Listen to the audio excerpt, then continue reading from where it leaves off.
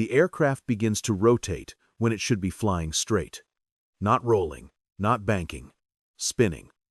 The horizon snaps sideways across the canopy and disappears. The altimeter needle jerks, then starts falling faster than the eye can follow. The controls go soft in the pilot's hands, then suddenly heavy again as centrifugal force pulls the aircraft into its own shadow. This is not an evasive maneuver. This is loss of control. The spin tightens. The nose drops. The massive double wasp engine screams unevenly as airflow breaks across the propeller.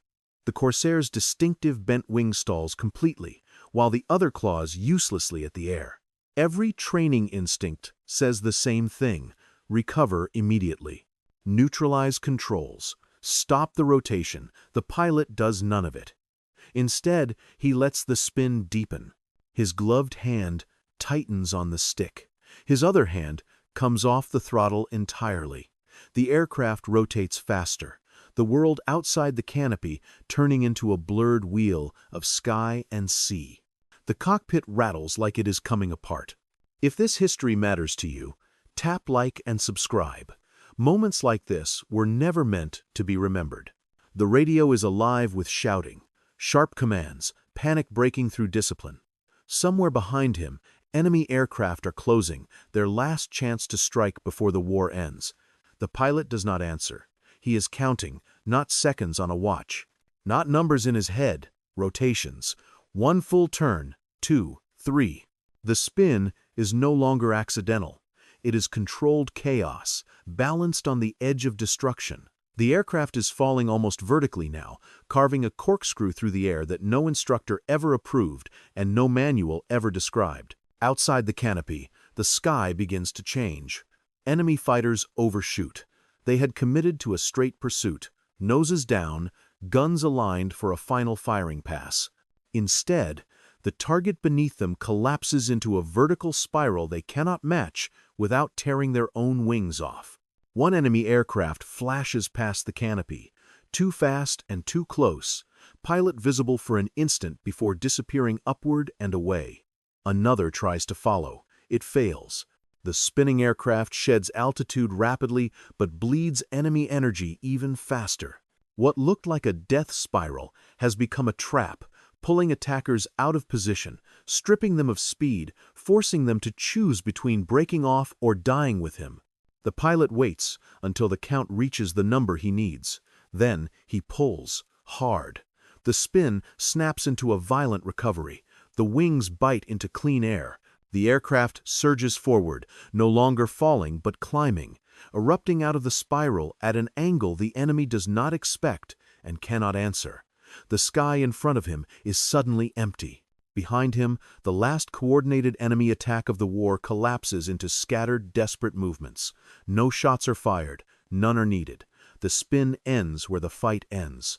Later, analysts will argue whether this was courage or madness, whether the maneuver was genius or instinct, whether it should ever be attempted again. At the moment it happens, none of that exists. There is only a pilot alive in an aircraft that should have killed him, and a sky that has finally gone quiet.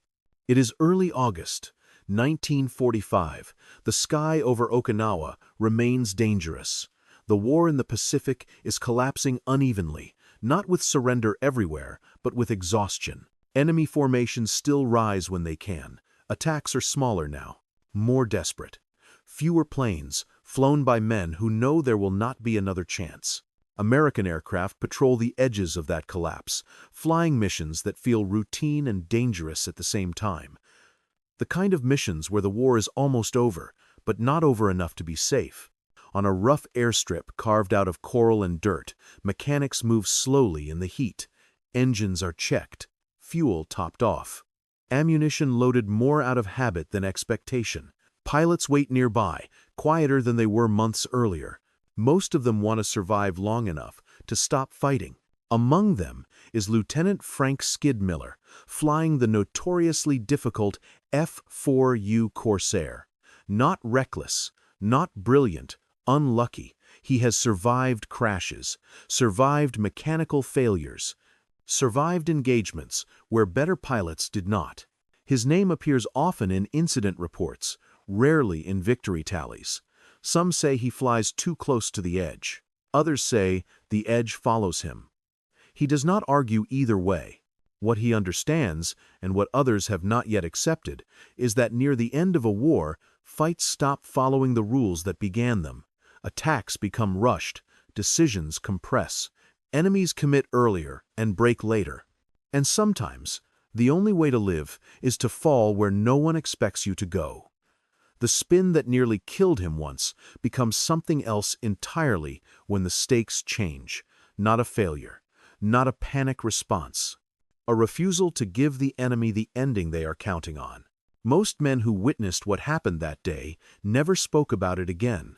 If you have thoughts on whether this was survival or defiance, leave them below, because the maneuver they mocked would never be written into manuals. But it would quietly end the last enemy attack of the war, and it would leave behind a question no one would ever answer the same way. Was the spin an accident? Or was it the moment someone finally stopped trying to fight the war the way it expected to be fought? Stopping the war from being fought the way it expected was not something the pilot set out to do. It was something that happened slowly, through repetition, through survival, through a pattern that only made sense after enough close calls stacked on top of one another. In the weeks leading up to that final engagement, the air had changed. Enemy attacks no longer came in disciplined waves. They came in bursts. 2 aircraft here, 3 there.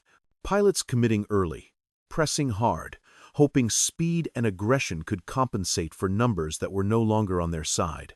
American patrols noticed it first, as a feeling rather than a statistic. The sky felt unstable. Engagements that should have resolved cleanly dragged on longer than expected. Pilots chased targets that refused to disengage. Fighters dove deeper, pulled harder, stayed in fights they would once have abandoned. The desperation was subtle, but it was there. The pilot, who would later be associated with the spin, noticed something else. In every close call, the enemy committed fully to pursuit. Once locked on, they expected the defender to do one of 3 things: climb, dive away, turn. Every doctrine manual was built around those responses. Every firing solution assumed one of them. What none of them accounted for was surrendering control without surrendering the fight. The first time he had spun unintentionally, months earlier, it had nearly killed him. A stall during a hard turn, a moment of panic. The aircraft falling away beneath him in a way that stripped the sky of reference and replaced it with noise and fear. He survived because the enemy overshot and disengaged, unwilling to follow a plane that appeared to be crashing. That detail stayed with him. He began replaying it mentally, not as a failure, but as an interruption. The spin had not saved him by chance. It had disrupted the attack sequence. The enemy had no expectation for it. No prepared response. At first, he dismissed the thought as dangerous. Spins were killers. Every pilot knew that. Training hammered it in relentlessly. Recover immediately or die. But the war was full of things pilots were not supposed to do anymore. Over time, he began experimenting cautiously. Not in combat, not fully. Small slips of control during training flights, partial rotations, controlled entries that stopped short of a true spin. He paid attention to what the aircraft did, how fast it rotated, how quickly airspeed bled off, how violently it punished mistakes. Most importantly, he noted what happened to anything trying to follow. Aircraft behind him struggled to stay aligned. Guns that had been tracking smoothly suddenly had no stable lead. Closure rates vanished. The attacker had to choose between pulling out or entering a maneuver that risked structural failure. The spin did not create advantage by position. It created advantage by denial. He did not tell anyone. Pilots who survived long enough learned which thoughts were better kept private. Talking too early invited attention. Attention brought orders. Orders flattened nuance. Instead, he waited. The moment arrived when the war was almost finished, but not finished enough. The patrol that day was supposed to be uneventful. A loose sweep over open water. No expectation of contact. No urgency. The kind of mission pilots flew when they were already thinking about going home. That was when the enemy appeared. A small formation, fewer aircraft than usual, flying hard and fast, committed from the moment they were spotted. There was no time to maneuver cleanly, no altitude advantage, no space to disengage without turning the engagement into a chase the enemy wanted. The pilot rolled into a turn that bled speed too quickly. The stall warning came and went. The aircraft dropped into a spin. This time, he did not fight it, he deepened it. The decision was not dramatic. It was practical. He had already lost the geometry. Recovering into a climb would put him directly in front of guns that were already lined up. Diving away would only delay the inevitable. Spinning took the fight somewhere the enemy could not follow cleanly. As the aircraft corkscrewed downward, the enemy reacted exactly as he had predicted. They committed to pursuit, then realized too late that the target was no longer moving through space the way their training assumed. One overshot wildly, missing by meters.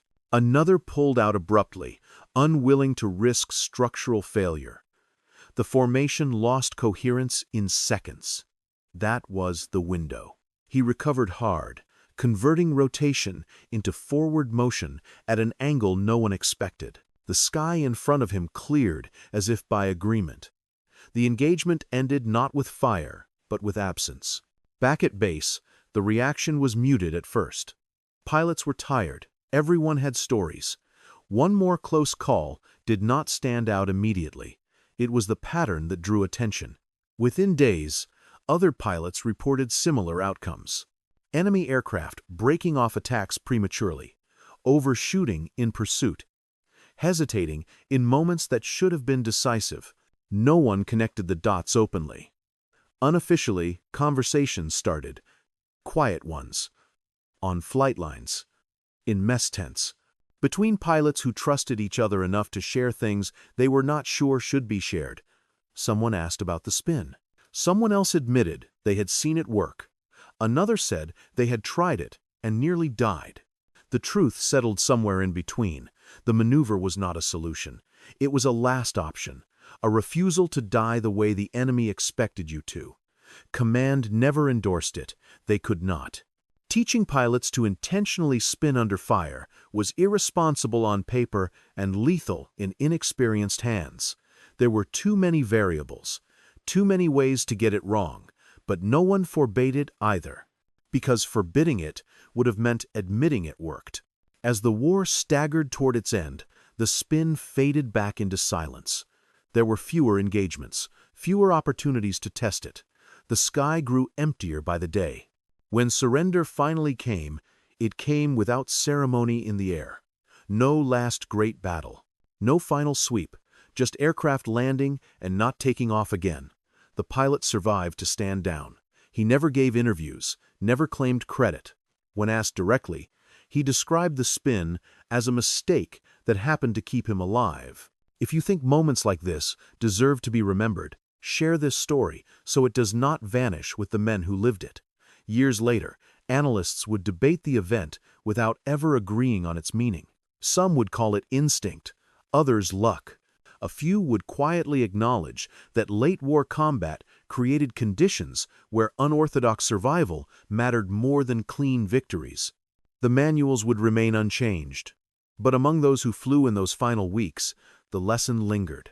Sometimes survival meant giving up control long enough to take it back when the enemy no longer could.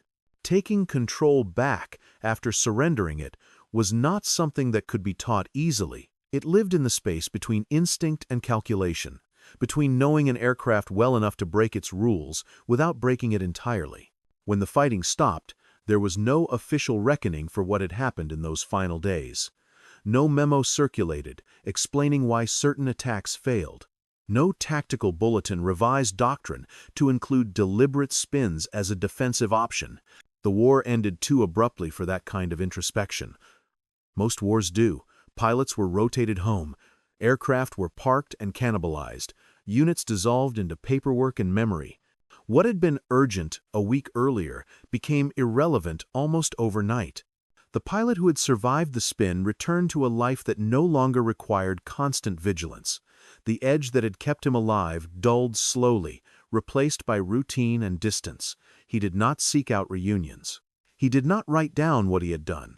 He understood, perhaps better than anyone, how easily stories hardened into something dangerous once they were removed from context. Years later, fragments surfaced. A flight instructor mentioning an odd overshoot during late-war engagements.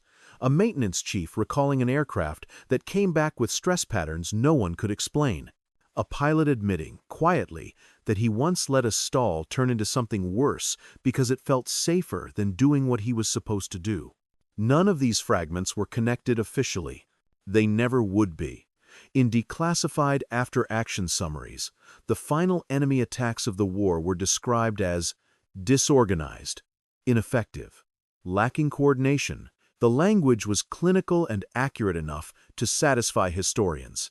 What it did not capture was the human element, the moment when attackers expected resistance and found collapse instead, the instant when confidence drained away because the target refused to behave like a target. Late war combat was full of such moments, men fighting with less to lose and more to prove, decisions compressed into seconds because there was no time left for caution. The spin belonged to that moment. Not as a tactic, not as a doctrine, as a refusal. Refusal to climb where guns waited. Refusal to run where speed would be bled away. Refusal to turn inside an enemy who had trained for that exact geometry. It was an answer to a question no one wanted to ask.